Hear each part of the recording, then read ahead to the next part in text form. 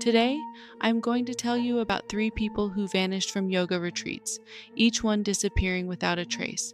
Their stories unfold at different times, yet some of the details are eerily alike. Two of them even disappeared from the same retreat, and in every case, both staff and attendees seem strangely reluctant to speak. In some instances, guests weren't even told that someone had gone missing. So, what's really happening in these places built upon peace, balance, and enlightenment? Why do people keep vanishing from sanctuaries meant to heal the soul? And more importantly, are these disappearances somehow connected?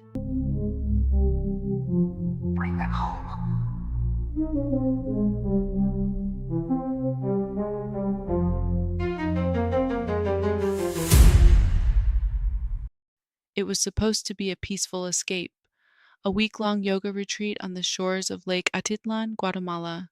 But for 29-year-old Nancy Ng, that journey would become something far darker. A trip meant for healing and renewal has now turned into a nightmare that her family is still desperately trying to wake up from. Nancy was a bright, compassionate woman from Monterey Park, California. She worked with disabled children in the Alhambra Unified School District, a job that required an enormous heart and endless patience, both of which she had in abundance. Her family describes her as kind, full of light, and endlessly curious. She loved yoga, traveling, hiking with her family, and curling up with her cat after long days. She was the type of person who always had something going on, the kind of woman who went skydiving just for the thrill of it. Her life was filled with motion, laughter, and connection. But yoga, above all else, was her sanctuary. It grounded her. It became her way to breathe again amid the chaos of daily life. So when Nancy heard about a yoga retreat in Guatemala called Be the Change, she didn't hesitate. The retreat was set against the backdrop of the breathtaking Lake Atitlan, a deep, ancient crater lake surrounded by volcanoes and mist. She attended once before, and it had left a lasting impression. When she learned that the same hosts were organizing another one, she knew she had to return. On October 12th, just days before her trip, Nancy gathered with her family for dinner, celebrating birthdays, laughing, and savoring the moment. None of them knew it would be the last time they'd ever see her. 2 days later, on October 14th, Nancy boarded a flight to Guatemala. When she arrived, she sent her family a quick message. She was safe, happy, and ready to disconnect for the week. She even wished her brother a happy birthday, a message that would unknowingly become her last. She was supposed to fly home on October 22nd, but before that day arrived, her father received a cryptic phone call. Someone from the retreat reached out with a vague, unsettling message. Nancy won't be coming back. No details, no explanation, just confusion and panic. When her father tried to clarify, they were told that Nancy had gone into the water at Lake Atitlan and no one had seen her since. According to what investigators have pieced together, on the morning of October 19th, several days into the retreat, the group took part in a kayaking excursion. Reports vary. Some say there were 10 participants, others say 12. Either way, Nancy was among them. The group rented kayaks and paddleboards from a local company called Guatemala Kayak. Witnesses described them as cheerful, excited, ready for a day on the water. Around noon, they pushed off from the dock, gliding across the lake under a bright Guatemalan sky, but when the group returned, they were one person short. Lee and Elaine Beal, the owners of the kayak rental, later said that when the retreat group came back, only 8 returned at first, and in the distance they saw 2 lone kayaks, roughly 100 yards away. Those 2 belonged to Nancy and another woman from the retreat. The Beals watched as the pair drifted further and further from sight. When the woman eventually came back to shore, alone, she appeared visibly upset. According to the Beals, the retreat host quickly ushered her away. No one paid the rental company. No one reported Nancy missing. And then, without a word, the entire retreat group left. No search, no questions, no explanation. By the next morning, the kayak company reached out to the hotel where the retreat was staying, only to discover that the group had already packed up and left a full day early. Nancy's name wasn't on the checkout list. It wasn't until more than 24 hours later that the hotel manager, realizing Nancy had never returned, contacted Guatemalan authorities. Authorities acted quickly. They searched Nancy's room, then combed the lake's shoreline. Soon the Guatemalan Navy was called in to perform an underwater search. They eventually recovered the kayak Nancy had been using, but no trace of Nancy herself.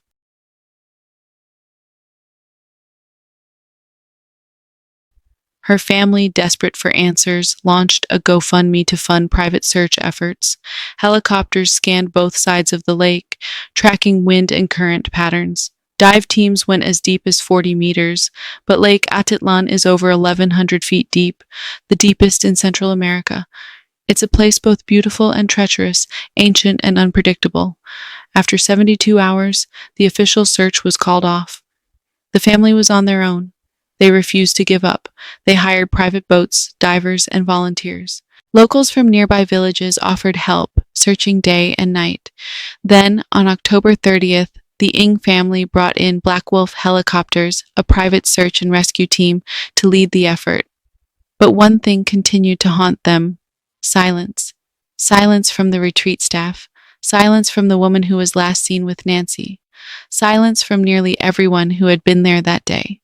The missing witness weeks passed, and Guatemalan authorities still couldn't get statements from key witnesses. The retreat group had returned to the United States, and no one seemed willing to talk.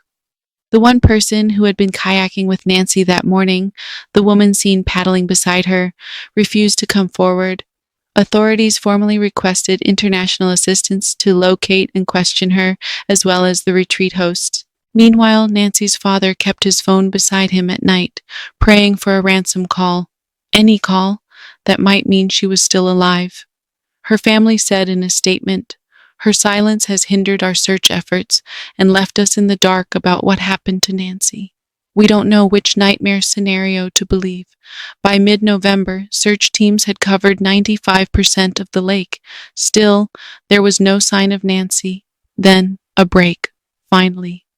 On November 15th, after nearly a month of silence, the woman last seen with Nancy, identified publicly as Christina Blazik, came forward through her attorney. Her lawyer claimed that Christina had not gone kayaking with Nancy, but rather encountered her by chance on the lake. According to her account, the water had become rough, and she advised Nancy not to swim.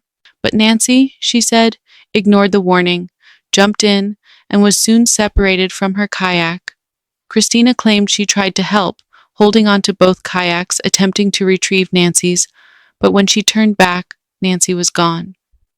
Her attorney stated that a distress call was made and that she spoke with Guatemalan police immediately afterward, though authorities in Guatemala have denied this, saying they never received any statement from her.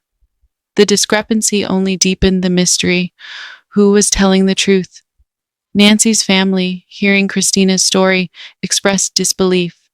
If it was an accident, they said, why stay silent for 4 weeks? Why let us suffer and search blindly? Christina's attorney claimed she was traumatized, that she needed time to process, but to the Ng family, time was something Nancy didn't have. Every hour mattered. Every day lost was a day further from answers. Tensions rose online. People demanded accountability from the retreat staff, from the witnesses, from anyone who knew anything. Unfortunately, some took it too far, crossing into threats and harassment. The family condemned it, making clear that all they wanted was truth, not blame. They released their email correspondence publicly, showing that they had reached out repeatedly and respectfully, only to be ignored. As of the latest update, searches continue. The Ng family, supported by Black Wolf helicopters, is still combing Lake Atitlan, a lake that has swallowed many secrets through the centuries. With each passing day, hope and heartbreak intertwine. Nancy's family now leaves an empty seat at their table, a reminder of a daughter, a sister, and a friend who vanished chasing peace. They continue to pray that someone somewhere will finally speak and bring Nancy home. And that brings us to the next missing person, Taylor Casey. Taylor was born on July 11, 1982, in Harvey, Illinois, just south of Chicago. She was one of those rare souls whose life revolved around kindness and service. A proud member of the LGBTQIA+ community, Taylor was a Black transgender woman who spent her life advocating for equality, compassion, and healing. She worked at the Chicago Freedom School, mentoring young people and empowering Black and Brown youth to lead social justice movements. She also worked with Howard Brown Health, an organization providing affirming medical care for the LGBTQIA+ community. Everyone who knew her said the same thing. Taylor radiated warmth. She had this gentle way of lifting people up, of helping them believe in themselves. But she was also a veteran. At just 18 years old, Taylor joined the U.S. Air Force, serving 2.5 years before being honorably discharged for medical reasons. Despite her service, the country she fought for has not done nearly enough to fight for her. Thankfully, she had a family who refused to give up, a mother, friends, and an entire community who continue searching for answers. For many years, yoga had been Taylor's anchor, her way of grounding herself, of finding peace through movement and breath. It wasn't just a hobby, it became part of who she was. After years of practice, Taylor wanted to go further. She wanted to become a yoga instructor and bring her teachings back to Chicago, to show others in her community how powerful and healing the practice could be, and to provide a safe space for all people to come and be themselves and do yoga. To achieve this dream, she enrolled in a month-long teacher training program at the Sivananda Ashram Yoga Retreat in Nassau, Bahamas, part of an international network of yoga centers based on the teachings of Swami Vishnudevananda. She arrived in early June 2024, full of excitement and purpose. She even rented a private tent at the retreat, determined to immerse herself fully in the experience. This was supposed to be her big step forward, but she never made it home. On the morning of Wednesday, June 20th, 2024, Taylor didn't show up for her 6 a.m. yoga class. At first, maybe it didn't seem like a big deal. Perhaps she was sick or needed rest. But as the day went on, concern grew. No one had seen her. No one had heard from her. Around 1 p.m., Taylor's mother, Colette, received a call from a woman named Hannah, a staff member from the retreat. Hannah asked if she had heard from her daughter. Colette's heart sank. She hadn't spoken to Taylor that day, but immediately something felt wrong. Taylor wasn't the kind of person to miss class, especially not after paying over $4,000 to attend this program. Even more troubling, when Colette had spoken with her daughter just 2 days earlier, something in Taylor's voice felt off. "Mom, this is hard," Taylor said. Colette didn't think she meant the classes. She felt her daughter was struggling with the people there. Later, accounts from other guests confirmed that Taylor had been ostracized from the group.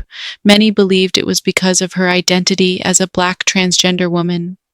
In a video taken at the ashram shortly before she vanished, Taylor appears uneasy.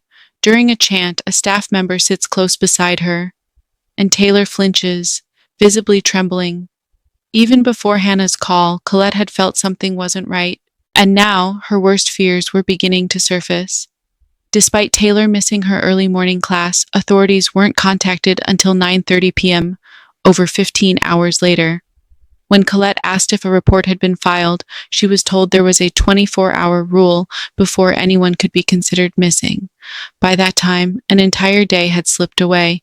A few days later, a press release described Taylor as a light-skinned Black woman, approximately 5 feet 10 inches, 145 pounds, with brown hair and brown eyes. She was last seen on the evening of June 19th. Meanwhile, back in Chicago, Taylor's niece checked her location on Find My Friends. The app showed her phone pinging in the ocean. At first, they hoped it was a GPS error, but divers later recovered her phone 56 feet underwater, just off the shore. That phone should have been a key piece of evidence, but instead it vanished into a bureaucratic black hole. Authorities claimed they couldn't retrieve any data from it and refused to hand it over to Taylor's family, even when they offered to have it examined themselves. Sketchy doesn't even begin to cover it. Desperate for answers, Colette used her access as a manager on Taylor's Verizon account to download her daughter's call logs. She found 3 calls made to Taylor while she was in the Bahamas. One on June 5th, another on June 10th, and a 16-minute call on June 19th, the night before she disappeared. Who called her that night? No one seems to know. And no one, not the retreat, not the Bahamian police, has publicly confirmed if they ever investigated it. On June 25th, the chief superintendent of the Royal Bahamas Police Force held a press conference claiming that investigators had conducted an extensive search using drones, canines, and divers, and were working closely with Taylor's family. But Taylor's family said none of that reflected reality. When Colette and Taylor's friend Emily flew to the Bahamas on June 26th, they said they were treated like suspects, not grieving family. They were interrogated, dismissed, and met with hostility, especially toward Emily, who had been outspoken about the investigation's failures, and what they found at the ashram left them speechless. There were no missing person posters anywhere, not at the retreat, not at the police station. When they asked about surveillance footage, they learned the retreat didn't have cameras. The nearby Atlantis resort did, but its own security team, not the police, reviewed the footage. Authorities claimed they searched the entire island, but according to Taylor's loved ones, they were told the search only covered the small stretch between the ashram and the resort, about a 15-minute walk. Even the scent dogs provided conflicting results. Some reports said they tracked her to the beach, others said the scent ended 50 feet away near the trees. Nothing matched. Nothing made sense. Then, things got even darker. In early July, just weeks after Taylor vanished, Michael Johnson, the chief superintendent of the Criminal Investigation Department, was suspended. Voice notes had surfaced on social media, allegedly revealing him discussing dropping an investigation into a major gang leader. Officials called the recordings concerning and admitted they raised questions about the integrity of the police department. It's hard not to see the connection. If corruption had infected the department's leadership, how could anyone trust their investigation into Taylor's case? And then, as if pulled straight from a thriller, the man who leaked those voice notes, Sylvans Mateer, was shot during a Facebook Live broadcast while making comments about the Royal Bahamas Police Force. He survived, but the timing was deeply suspicious. While there's no proof the incidents are connected, the optics are chilling. Taylor's mother and friend weren't just frustrated with the police, they were furious with the retreat itself. When they arrived, Hannah, the same staff member who had called Colette, was in the middle of teaching a yoga class. She didn't stop to speak to them, not once. The retreat had also failed to post Taylor's missing person flyer anywhere on the property. On June 25th, the Sivananda Ashram released a public statement.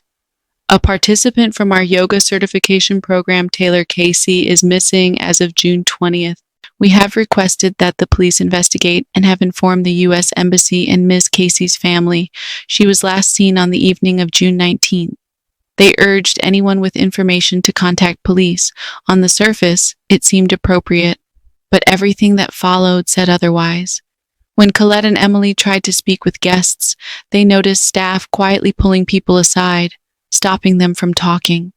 In some cases, the swamis, or spiritual leaders, physically intervened, steering guests away mid-conversation.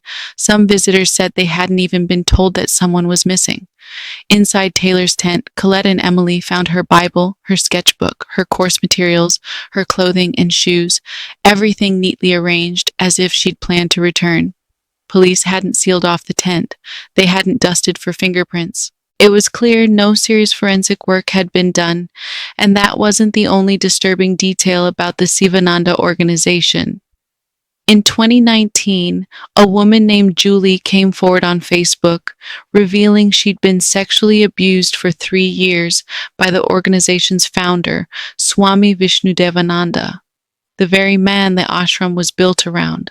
Since then, more than a dozen survivors have accused the Sivananda network of rape, coercion, and systemic cover-ups, with incidents as recent as 2019. The founder may have died in 1993, but the culture, it seems, did not die with him, and Taylor wasn't first person to vanish from that same retreat. In 2013, a man named Wesley Bell disappeared from the very same ashram. He had gone snorkeling and never returned. Authorities quickly ruled it an accidental drowning after finding his shoes and shirt on the beach, but two people vanishing from the same retreat a decade apart? That's not coincidence. That's a pattern. Wesley Bell, a 41-year-old man from Texas, traveled to the same yoga retreat in Nassau, Bahamas, seeking peace and self-discovery. Like Taylor, he came in search of balance, a break from the chaos of everyday life. But just days into his stay, Wesley vanished. According to reports, he was last seen heading toward the beach to go snorkeling, a stretch of white sand that the retreat often described as serene and sacred. When he didn't return that evening, staff began to search the shoreline. All they found were his shoes and his shirt, left neatly on the sand. Authorities quickly concluded that Wesley had drowned, labeling it a tragic accident. But many questions lingered, because no body was ever found. Locals claimed the waters that day were calm, clear, and shallow, hardly the kind of surf that could swallow a strong swimmer whole. Others at the retreat later said they were shocked to hear he was gone because no one had even told them a guest was missing until days later. Sound familiar? No memorial was held. No public investigation was announced. The case faded almost instantly, leaving behind only whispers and an uneasy feeling that something wasn't right. For years, Wesley's disappearance remained a footnote in the ashram's history until Taylor Casey's case brought it back into the light. Two people, same retreat, same silence. How many more have to disappear before someone demands answers? Here's a brief recap of all three cases: two ashrams, three people, all searching for peace, and all vanishing into silence.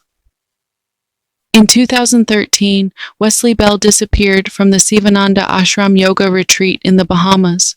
He'd gone snorkeling, a calm day, clear skies, and never returned. His clothes were found neatly folded on the beach. His body was never recovered. Authorities called it a tragic accident, but the truth? No one really knows what happened that day. A decade later, in 2024, Taylor Casey, a vibrant, spiritual woman from Chicago, vanished from that very same retreat.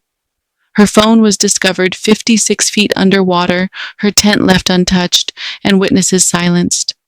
For a place built on peace and unity, the response was cold, secretive, and eerily familiar. And across the ocean, another disappearance. In October 2023, Nancy Ng, a 29-year-old woman from California, attended a yoga retreat in Guatemala, a week-long escape on the tranquil shores of Lake Atitlan. During a kayaking session, she vanished into the water, never to be seen again. The retreat claimed it was an accident, but other guests said her disappearance wasn't reported immediately, and the story surrounding that day keeps shifting. Three people, all seeking healing, enlightenment, and connection, swallowed by stillness, different countries. Different retreats, yet every case echoes the same haunting rhythm: delays, secrecy, silence. How can places that promise peace be surrounded by so much mystery? Why are the voices of the missing met with whispers instead of answers? Maybe the darkness doesn't lie in the retreats themselves, but in the people who refuse to tell the truth. Thank you for watching my coverage of this case. If you have any information, please contact the detectives assigned. If you enjoyed my coverage, please subscribe. Thank you for your time, stay safe, and look out for one another. Bye.